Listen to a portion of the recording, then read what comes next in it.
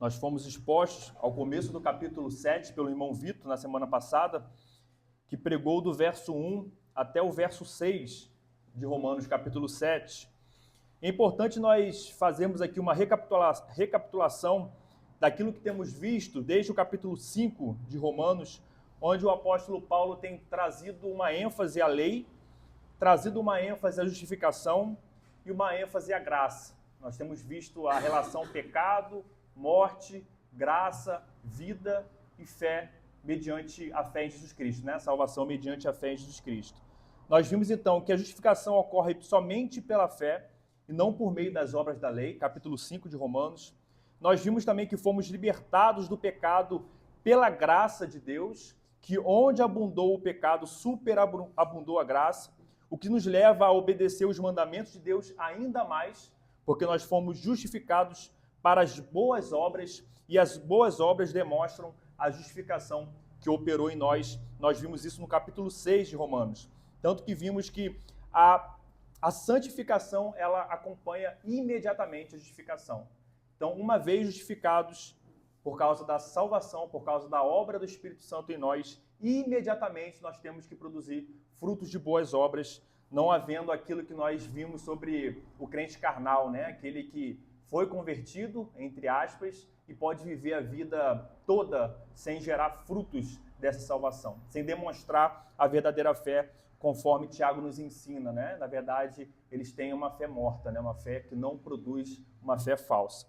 Vimos também que nós morremos para o pecado em Cristo e ressuscitamos com Ele em novidade de vida. E o apóstolo Paulo vai falar lá em Romanos capítulo 6, do verso 12 ao 14, que não reine, portanto, o pecado em vosso corpo mortal, de maneira que obedeçais às suas paixões, nem ofereçais cada um os membros do seu corpo ao pecado, como instrumentos de iniquidade, mas oferecei-vos a Deus como ressurreto dentre os mortos, e os vossos membros a Deus como instrumentos de justiça, porque o pecado não terá domínio sobre vós, pois não estáis debaixo da lei, e sim da graça.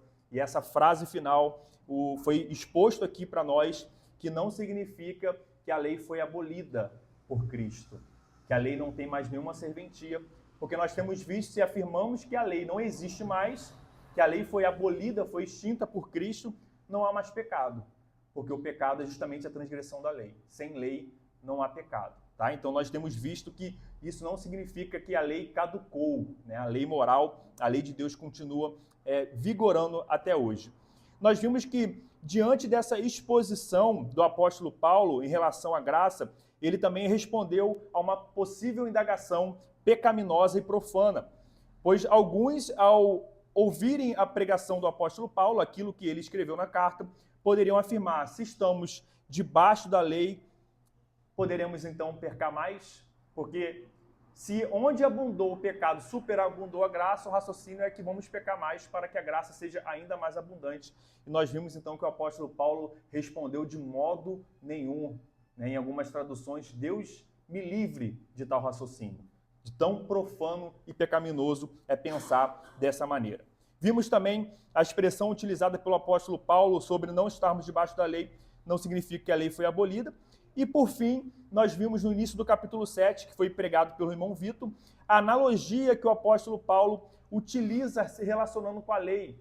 Ele coloca a analogia do casamento para explicar a relação nossa com a lei. Assim como a esposa está ligada, está sob o domínio do seu marido enquanto ele viver, nós vimos também que nós, né, os homens, antes de Cristo, antes da conversão, estavam sob o domínio da lei. Mas foi ressaltado aqui que a diferença é que não é a lei que morre, somos nós que morremos essa morte para Cristo, em Cristo, e ressuscitamos agora em novidade de vida. E nessa ressurreição em Cristo Jesus, nós não estamos mais sob o domínio da lei, mas sim sob o domínio de Cristo, sob o domínio da graça. Paulo, portanto, vem explicando, desde o capítulo 5, de diversos modos, que a lei não tem a capacidade de salvar os homens e que todos os homens são salvos unicamente mediante a fé em Cristo Jesus. E hoje, no sermão de hoje, nós veremos então qual é a função da lei?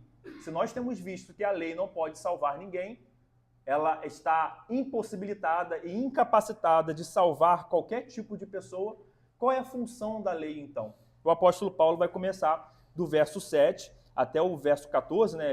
Nós vamos parar no verso 14, mas ele vai fechar todo o capítulo 7, mostrando qual a função da lei de Deus. Vamos então ler aqui o verso 7 ao verso 14, que é a nossa perícope.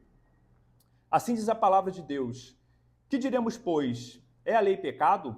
De modo nenhum, mas eu não teria conhecido o pecado, senão por intermédio da lei. Pois não teria eu conhecido a cobiça, se a lei não dissera, não cobiçarás. Mas o pecado, tomando ocasião pelo mandamento, despertou em mim toda sorte de concupiscência, porque sem lei está morto o pecado. Outrora sem a lei eu vivia, mas sobrevindo o preceito, reviveu o pecado e eu morri. E o mandamento que me fora para a vida, verifiquei que este mesmo se me tornou para a morte, porque o pecado, prevalecendo-se do mandamento, pelo mesmo mandamento me enganou e me matou. Por conseguinte, a lei é santa, e o mandamento santo e justo e bom. Acaso o bom se me tornou em morte? De modo nenhum. Pelo contrário, o pecado, para revelar-se como pecado, por meio de uma coisa boa, causou-me a morte, a fim de que pelo mandamento se mostrasse sobremaneira maligno, porque bem sabemos que a lei é espiritual. Eu, todavia, sou carnal, vendido à escravidão do pecado. Até aqui, que o Senhor nos dê graça para entendermos os versos, alguns um pouco complexos, né? Mas a verdade, o Senhor vai nos orientando por meio do Teu Santo Espírito para que nós possamos entender a palavra dele. Vamos então nos aprofundarmos aqui em cada verso e vamos iniciar então no verso 7. E o apóstolo Paulo inicia aqui o verso 7 justamente com a pergunta: o que diremos, pois? É a lei pecado? O apóstolo, nos versos anteriores, expôs que quando estávamos sob o domínio da lei, que nós vimos aqui na recapitulação, vivíamos segundo a carne. As paixões pecaminosas postas em realce por meio da lei operavam em nossos membros a fim de frutificarem para a morte.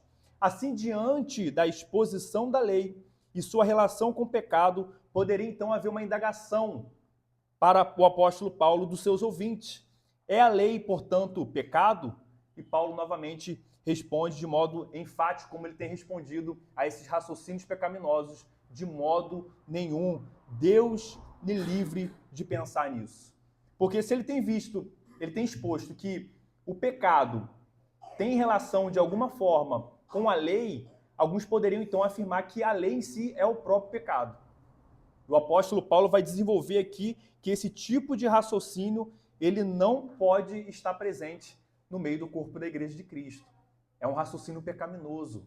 De modo algum podemos considerar a lei de Deus, que nós vamos ver que é santa, que é justa, que é boa, como pecado em si. Nós vamos ver que não é a lei a causa do pecado ou a causa da transgressão, mas sim o pecado é o culpado. Nós somos os culpados pela transgressão e não a santa lei de Deus. E o apóstolo Paulo cita como exemplo aqui justamente o 10º mandamento, que é o não cobiçarás. Ele fala de modo nenhum, ou seja, a lei de modo nenhum pode ser considerada como pecado. Mas eu não teria conhecido o pecado senão por intermédio dela, da lei. Pois não teria eu conhecido a cobiça se a lei não dissera, não cobiçarás. Interessante aqui que o apóstolo Paulo utiliza esse 10º mandamento, que é justamente um mandamento que tem a sua implicação mais interna do que externa. A cobiça, ela se manifesta dificilmente de maneira externa. Isso age muito mais internamente. Nós cobiçamos as coisas que estão fora de nós, aquilo que nós não temos, os bens do próximo, a mulher do próximo, o homem do próximo. A cobiça, ela surge internamente e dificilmente ela é manifestada. Isso é interessante, que o apóstolo Paulo ele está demonstrando aqui que todo o ser do homem, não somente as suas ações e a sua conduta, está contaminado pelo pecado. Até mesmo quando ele cita o 10º mandamento, o pecado se manifesta principalmente no interior do homem, nos seus pensamentos, nas suas vontades, na sua cognição. Todo o homem, toda a sua unidade está contaminado pelo pecado. E o 10º mandamento é um exemplo disso, que o apóstolo Paulo está dizendo. Quando ele fala que se não fosse pela lei, o pecador não teria conhecimento que a cobiça é proibida. Não é isso que ele fala? Pois eu não teria conhecido a cobiça se a lei não dissera não cobiçarás.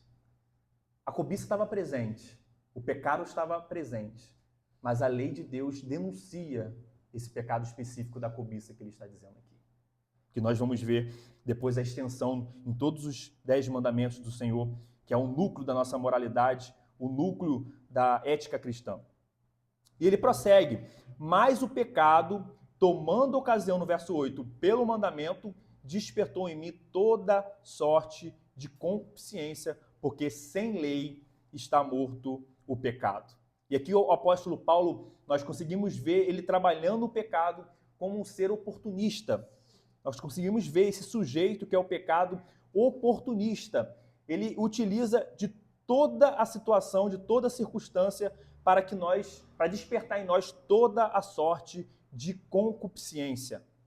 Não foi a lei, o apóstolo Paulo trabalhando aqui, não foi a lei que despertou em nós o desejo de pecar.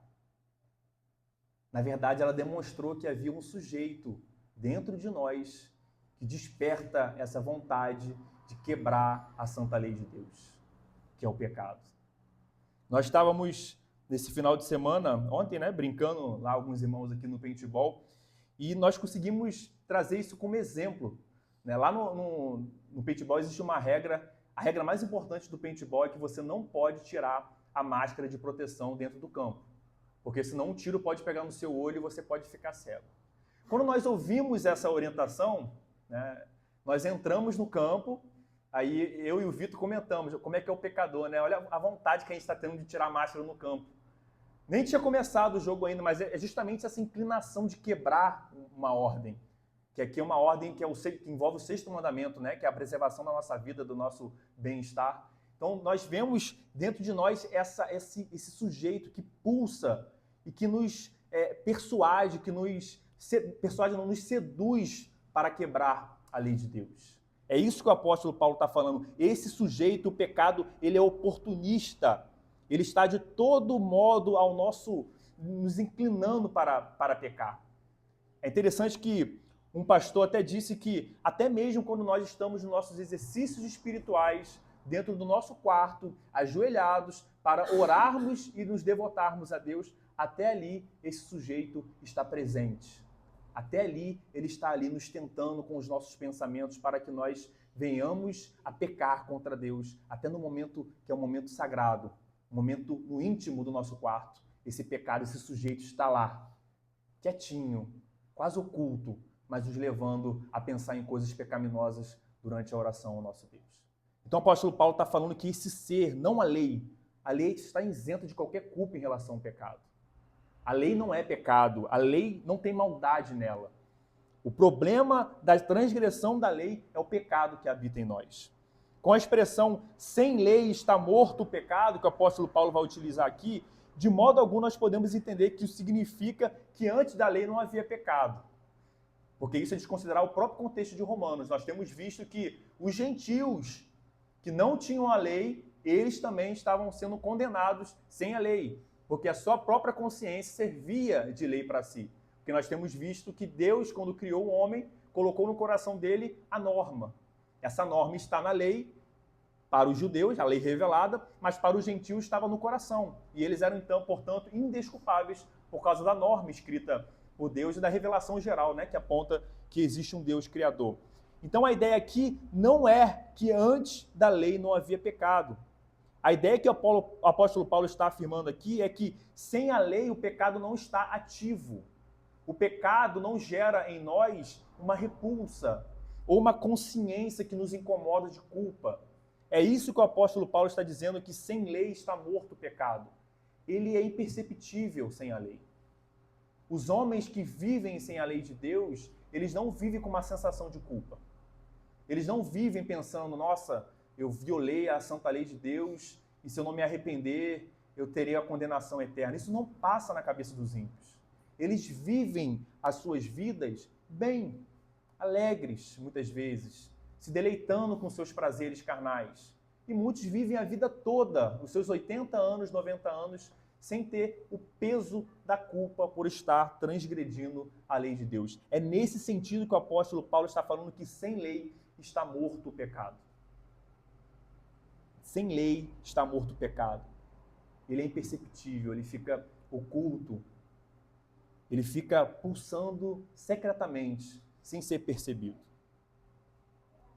Mas quando ele é exposto, que o apóstolo Paulo vai entrar aqui no verso 9, outrora sem a lei eu vivia, mas sobrevindo o preceito aqui é a norma, é a lei, reviveu o pecado e eu morri. É justamente isso.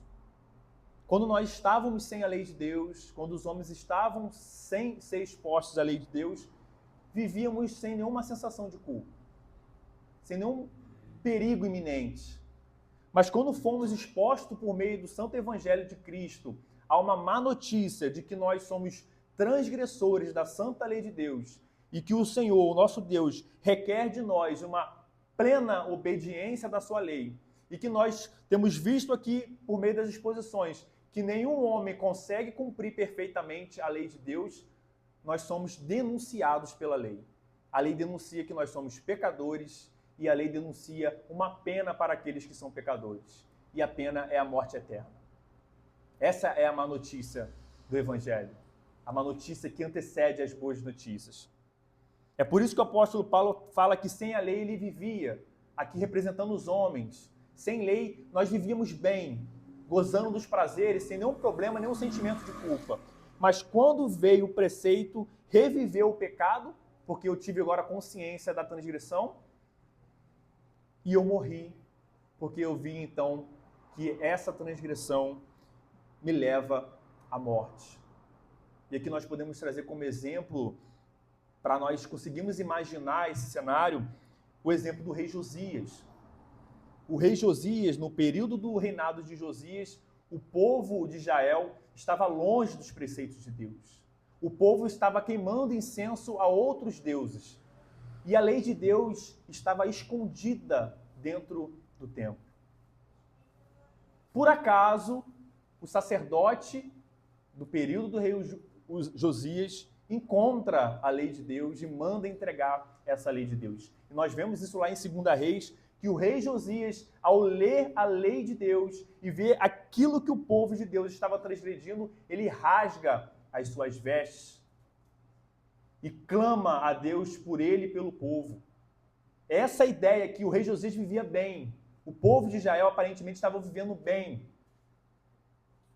Mas quando ele foi exposto à lei de Deus, que foi encontrada pelo sacerdote, ele rasgou as vestes e clamou a Deus, porque ele sabia o juízo que Deus anunciava na sua lei para os transgressores. E nós vemos lá, durante toda a narrativa, que Deus ouviu a oração de Josias e poupou aquela geração do juízo. Ele falou que Josias não veria aquilo que Deus traria à nação como juízo à assolação de Israel. Então nós conseguimos ver no exemplo do rei Josias justamente isso. Um povo vivendo bem, sem a lei de Deus. Sem a noção daquilo que estava sobre eles, o peso da culpa que deveria estar sobre eles. Sem a lei, os homens vivem bem, sem o peso do pecado, mas com a lei o pecado é denunciado e tomamos ciência de que Deus requer de nós e do seu juízo eterno anunciado por ele pelas nossas violações, a morte eterna. É isso que tem que estar bem ressaltado em nós. A lei de Deus, nós estamos vendo aqui a função da lei. O tema de hoje é a função da lei de Deus. Se a lei não tem a função de salvar os homens, nós temos visto que uma das funções dela é denunciar o pecado que está escondido em nós. Esse ser, esse sujeito que nos leva a transgredir a lei de Deus, que nos seduz para isso. Esse sujeito nos leva a violar a lei de Deus. E nós temos visto que Deus fala que aqueles que transgridem a sua lei são, então, sujeitos a uma pena. E a pena é a morte eterna. E Paulo então entra agora no verso 10.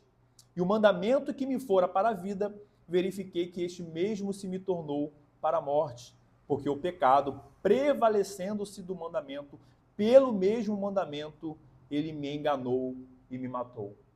É a mesma ideia que nós temos trazido aqui.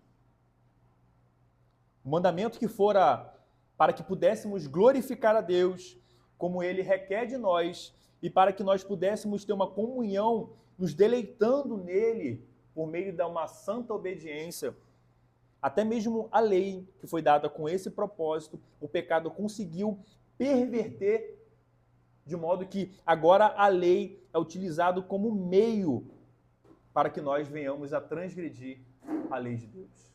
Nós vemos então esse pecado, esse sujeito prevalecendo-se do mandamento, que é o que o apóstolo Paulo está falando. Ele se prevalece do mandamento e pelo mesmo mandamento que nos foi dado para a vida, ele nos leva, ele nos engana e nos mata. O reverendo Sproul trabalha o verso com o eco da serpente que enganou Eva. É a mesma ideia. Como Deus sereis. A serpente deturpa a palavra de Deus. E ali gera uma mentira para poder seduzir e enganar Eva e enganar Adão. É a mesma coisa que o pecado continua fazendo, é um eco da serpente. Aquilo que foi feito em Gênesis está ecoando até hoje. O pecado, ele utiliza-se do mandamento e ele então nos seduz. O pecado, ele perverte a nossa mente, ele promete felicidade, ele promete prazer na desobediência.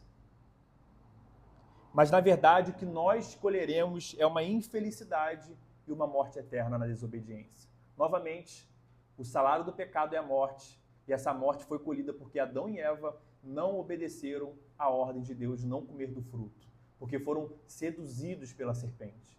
Da mesma forma, o pecado vem nos levando e nos seduzindo a quebrar a lei de Deus, a desobedecer o santo mandamento de Deus com uma promessa de felicidade, com uma promessa de prazer, com uma promessa de como Deus sereis. A mesma estratégia de Satanás. E é justamente isso que nós temos visto na sociedade. A sociedade hoje tem trabalhado essa ideia do direito.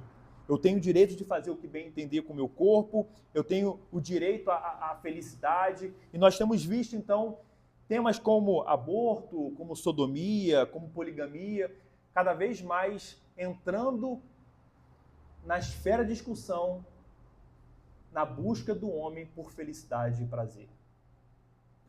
O corpo é meu. O corpo é meu. E se o corpo é meu, eu posso abortar a criança que está no meu corpo. Se isso vai me trazer felicidade, se matar o meu filho vai me trazer felicidade, vai tirar esse peso de mim de levar algo indesejado no meu corpo, eu faço, eu tenho direito a isso. Se deitar com outros homens ou as mulheres com outras mulheres traz felicidade e prazer, vamos nos entregar a isso. Porque, afinal de contas, isso é a maior busca da humanidade, não é a busca pelo prazer e pela felicidade? E nós temos visto cada vez mais uma sociedade voltada em si mesma, cada vez mais uma sociedade que não tem a moralidade como fundamento. E o apóstolo Paulo agora vai trazer, no verso 12, a questão da lei. E isso é algo que fala principalmente com nós cristãos, principalmente com o meio evangélico atual. Nós vamos ver o porquê. Por conseguinte, o apóstolo Paulo traz uma verdade aqui muito importante sobre a lei de Deus. Ele fala que a lei de Deus, ela é santa. E o mandamento aqui como sinônimo da lei, a lei escrita, na lei escrita tem os mandamentos. Então é a mesma coisa, é a mesma verdade. A lei, o mandamento de Deus, ela é santa, ela é justa e ela é boa. Essa é uma verdade que o apóstolo Paulo está afirmando. E a visão evangélica que nós temos hoje, inclusive em muitas igrejas reformadas, que não tem uma exposição sobre a lei de Deus, nós temos visto que a lei de Deus tem sido menosprezada. Nós estávamos certo dia conversando com um grupo de amigos, né, reformados, e uma das irmãs, quando a gente estava conversando sobre o Antigo Testamento, se referiu ao Antigo Testamento como aquelas leis esquisitas de Moisés. Essa irmã, ela não entendeu que o preceito e que a lei que foi dada a Moisés, mas é a lei de Deus, de Moisés como referência, porque ele recebeu de Deus como mediador do povo, essa lei, o próprio Deus está dizendo aqui que ela é santa, que ela é justa e que ela é boa. Como nós vamos nos referir à lei de Deus, que ele afirma essas verdades, como algo esquisito do Antigo Testamento? Um ar de menosprezo com a lei de Deus. Como realmente hoje a lei não tem mais nenhuma serventia. E essa é a mentalidade da maioria dos cristãos hoje.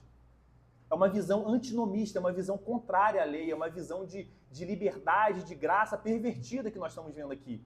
Em nenhum momento, quando o apóstolo Paulo afirma que não estamos debaixo da lei, mas sim da graça, ele está nos dando uma carta para pecar, porque não existe mais lei.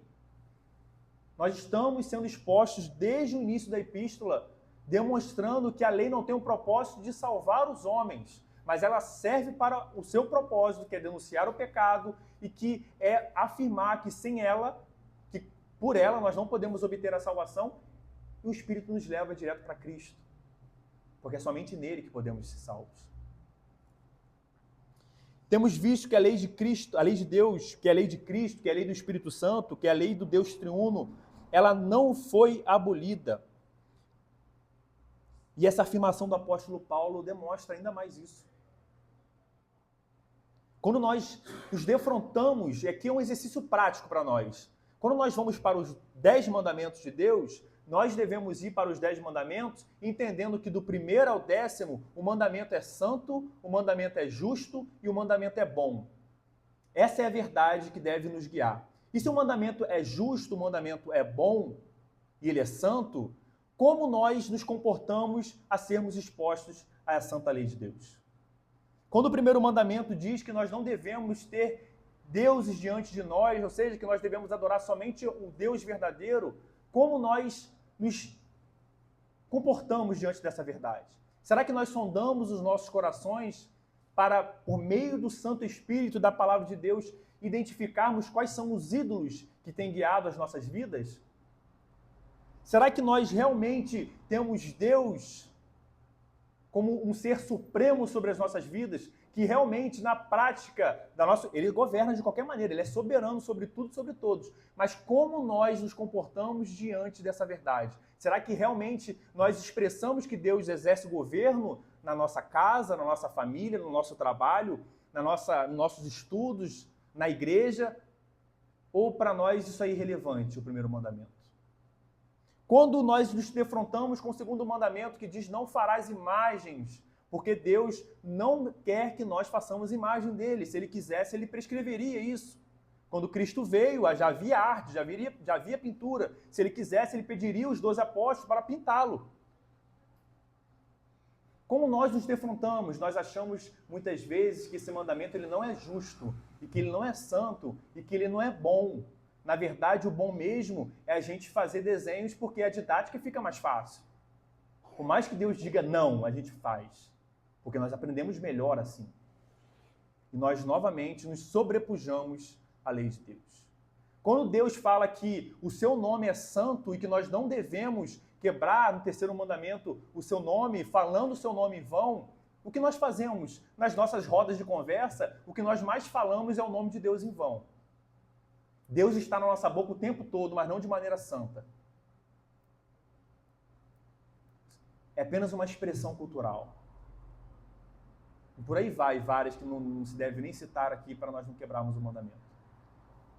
Quando Deus fala que nós devemos guardar um santo dia para Ele, um dia de descanso, um dia de cessação das obras seculares, para que nós venhamos e possamos cultuá-lo, o dia do Senhor que nós chamamos, o que nós fazemos? Nós entendemos que esse quarto mandamento ele é justo, ele é santo e ele é bom?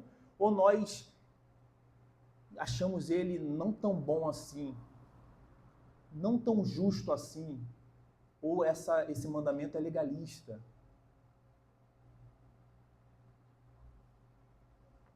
Não estamos falando aqui que não há tempo para todas as coisas de maturação, mas estamos falando que essas verdades devem nos guiar. Nós devemos ir para a palavra de Deus, para a lei de Deus, entendendo que ela é santa, justa e boa, e pedir ao Espírito Santo que convença o nosso ser, que faça com que nós amemos a lei de Deus, de forma que nós possamos nos submeter a ela numa santa obediência, para que nós venhamos a andar cada vez mais próximos de Deus, em comunhão com Ele. Quando o quinto mandamento diz que nós devemos honrar os nossos pais, e nós vimos isso na exposição da lei, vamos ser expostos novamente, que isso vai além dos pais, ou seja, para todas as autoridades constituídas por Deus sobre nós, como nós temos nos comportados diante disso? Nós temos obedecido os nossos pais? Nós temos nos sujeitados às autoridades, como nós vimos hoje em Romanos 13, uma expressão do quinto mandamento? Porque a nossa cultura hoje é uma cultura de rebelião contra as autoridades. É uma cultura de insubmissão, é uma cultura de desrespeito. Quem trabalha na força de segurança sabe disso. Como é mal visto o agente de segurança. Porque as pessoas querem fazer o que bem entendem sem nenhum tipo de reprimenda. E nós, como nós nos comportamos? Quando vemos um policial na estrada, que na nossa viagem não manda encostar para revistar as nossas coisas, pegar os nossos documentos, nós enxergamos isso tranquilamente, ou nosso pulso é de ir contra aquela autoridade, quando ela age de acordo com a lei? O sexto mandamento, que diz não matarás, quantas vezes nós temos odiado o nosso próximo, e Cristo falou que quando nós odiamos o nosso irmão, nós temos quebrado também o sexto mandamento. O sétimo mandamento, não adulterarás. O oitavo mandamento, que diz não furtarás. O nono mandamento, que diz para nós não dizermos falso testemunho, que envolve aqui a questão da mentira. Quantas vezes nós mentimos? São muitas vezes nós mentimos durante o dia. O nono mandamento é santo, justo e bom. Se ele é santo, justo e bom, por que nós continuamos a mentir sem nenhum tipo de sensação de culpa? Esse que é o problema, às vezes. Nós mentimos e às vezes criamos raciocínios para mostrar que aquela mentira foi santa, porque ela serviu para um propósito que é bom. Como se Deus tivesse aberto uma exceção do mandamento, um parágrafo único, permitindo nós pecarmos em determinadas situações. E o décimo mandamento que o apóstolo Paulo aplicou aqui como exemplo, que nós não devemos cobiçar os bens do próximo, a mulher do próximo, tudo aquilo que não nos pertence. E depois de nós sermos expostos, aos 10 mandamentos, sob o norte de que os mandamentos são santos, justos e bons, nós temos que ter cuidado, porque, irmãos, obedecer à lei de Deus não é legalismo. Alguns acham que observar os mandamentos de Deus é legalismo. Você ter uma vida de guarda dos mandamentos, na medida do possível, porque nós não conseguimos guardar a lei, nós pecamos todos os dias, isso é verdade, mas o apóstolo Paulo, nós veremos nos próximos versos, nos instiga a continuar lutando contra o pecado para obedecer à lei de Deus. Nós, às vezes, afirmamos que obedecer determinado mandamento, e aí vai muitos, é legalismo. Então, tem que ter cuidado, isso é legalismo. Mas onde está na Bíblia, de Gênesis a Apocalipse, onde Cristo falou que obedecer à lei é legalismo? Quando Cristo acusa os fariseus, os saduceus, de legalistas, ele não estava dizendo que era porque eles obedeciam à lei. Eles colocavam a lei numa posição que não deveria colocar. E eles eram pessoas hipócritas, que utilizavam da lei como para proveito próprio, colocando peso sobre o povo e aliviando eles mesmos. Em diversos contextos, Cristo cita os fariseus e saduceus e traz os exemplos de como eles eram legalistas, mas jamais falando que obedecer à lei de Deus é legalismo, que muitas vezes é isso que nós temos visto. Um cristão que vive tentando obedecer à lei e à palavra de Deus é visto como um cristão radical, como um cristão que é legalista. nossa, ele é muito restrito, ele se restringe muito, como se a vida cristã fosse uma vida fácil, como se Cristo não houvesse anunciado que o caminho é estreito.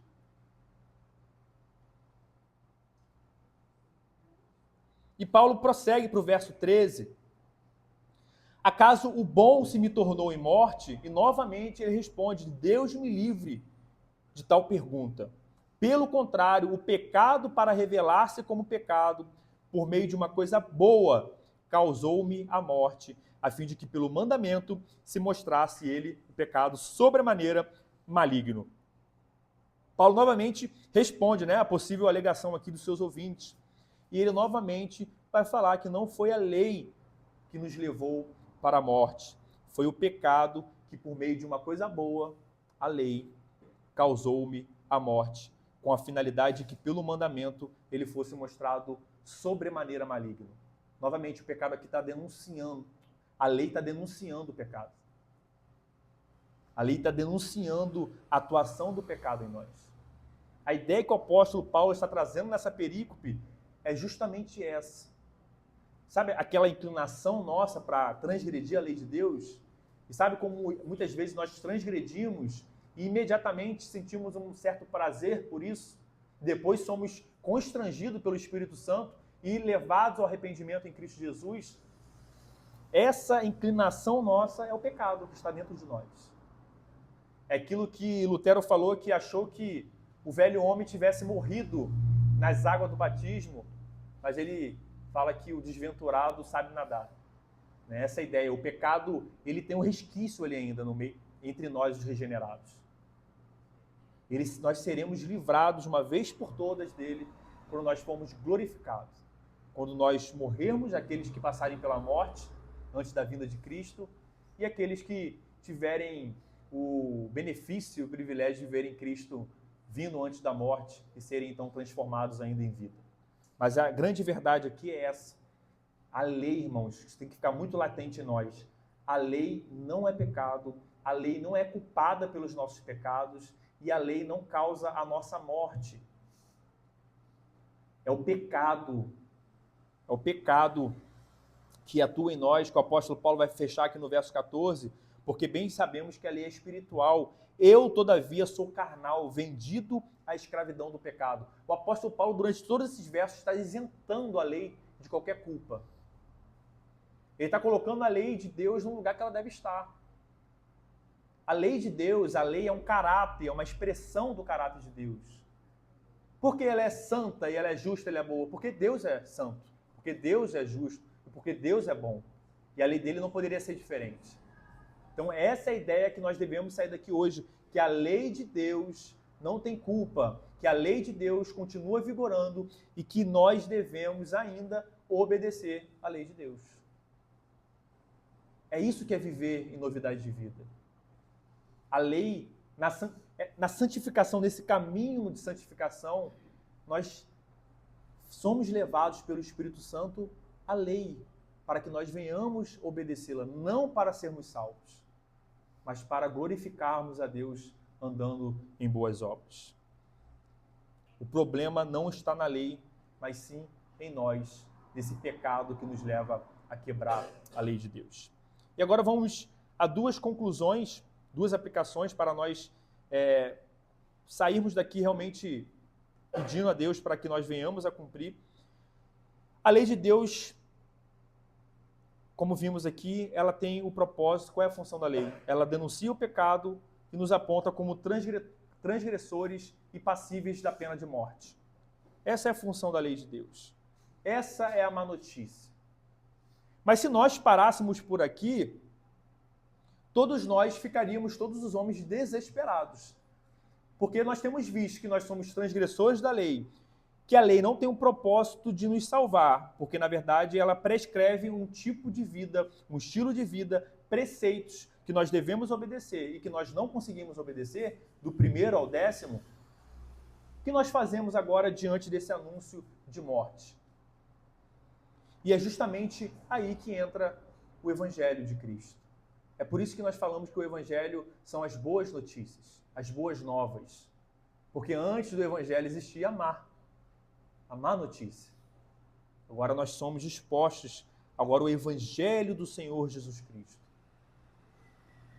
A lei não tem um propósito de salvar, mas ela denuncia o pecado em nós e ela cria em nós a sensação de culpa por meio do Santo Espírito que habita em nós, de modo que nós gritamos por salvação.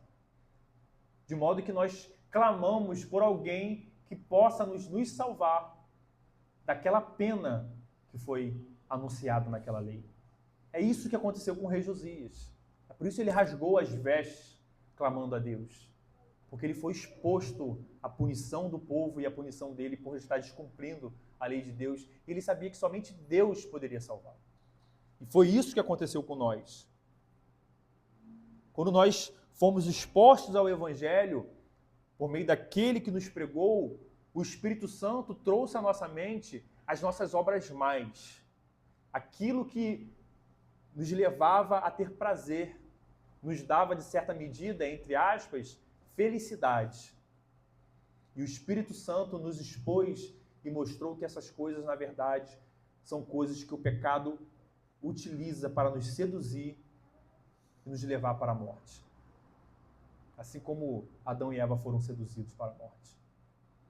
Que possamos não esquecer disso. E que a lei seja ainda mais caminho, né? Uma passagem para nós glorificarmos ainda mais o Senhor Jesus Cristo e a sua obra de salvação em nosso favor, porque a lei não podia fazer isso. É nesse sentido que nós não estamos debaixo da lei e sim da graça. Porque pelas obras da lei nós não podemos ser salvos. Mas estamos debaixo da graça, debaixo de Cristo, debaixo da sua salvação, e Ele é o nosso ponto de refúgio e fortaleza. O segundo ponto, todos nós devemos nos lembrar que a lei de Deus, ela é a expressão do caráter de Deus, ela é a expressão de quem Deus é. Deus dá a sua lei como expressão do seu santo caráter, e por isso que ela é santa, justa e boa, e nós devemos todos os dias, quando abrimos a palavra de Deus, nós entendemos que toda a palavra de Deus é a lei de Deus, tem mandamentos do Senhor para a nossa vida. Nós devemos entender que isso, a palavra dele, ela é santa, ela é justa e ela é boa. E nós, por outro lado, somos vendidos à escravidão do pecado.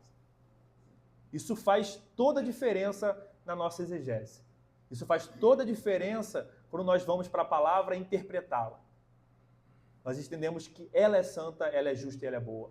E é quando nós somos expostos a ela, o pecado vai de muitas formas, com Satanás também, tentar nos seduzir para pervertermos a palavra de Deus em busca do nosso prazer e da nossa felicidade. Então, cuidado, irmãos. Cuidado, quando nós vamos para o mandamento da palavra de Deus e achamos que viver aqui, buscando obedecer essa palavra que é a palavra de Deus, está fácil, cuidado, tem alguma coisa errada. Provavelmente nós já fomos seduzidos pelo pecado, diminuímos o rigor da lei para que nós pudéssemos nos amoldar. A lei será moldada a nós. Então a gente tira esse peso de culpa, diminuímos o rigor da lei e vivemos bem.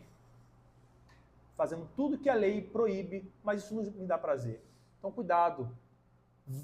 Peça ao Espírito Santo para que... Nós devemos pedir ao Espírito Santo para que nós venhamos com espírito humilde, espírito manso, espírito submisso a Cristo.